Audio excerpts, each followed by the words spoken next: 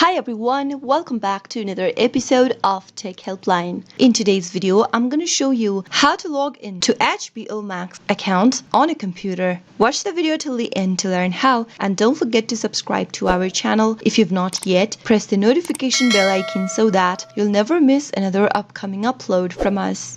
Start off by opening up a web browser. Go to the URL box at the top and type in www.hbomax.com and press enter on a keyboard. You'll find yourself in the official webpage of HBO Max, which looks like this. Go to the top right hand corner and click the sign in link in order to get access to an existing account. You'll end up in the login area for HBO Max. Go ahead and type in your email address in the first text box, which is associated with your HBO Max account. Head over to the next field where it says password and type in your password correct. Once you type in your credentials correct, you can click the sign in button and get access to your HBO Max account. But in case you've forgotten your password and you don't know how to log in, click on the forgot password link and follow the on-screen prompts. Finally, after typing in all of your credentials, click the sign in button and you'll be able to get access to your HBO Max account online. That is how you can easily do it. I hope you found the video to be helpful. If you did, go ahead and give us a thumbs up. I'll be back soon with more videos like this. Thank you for watching.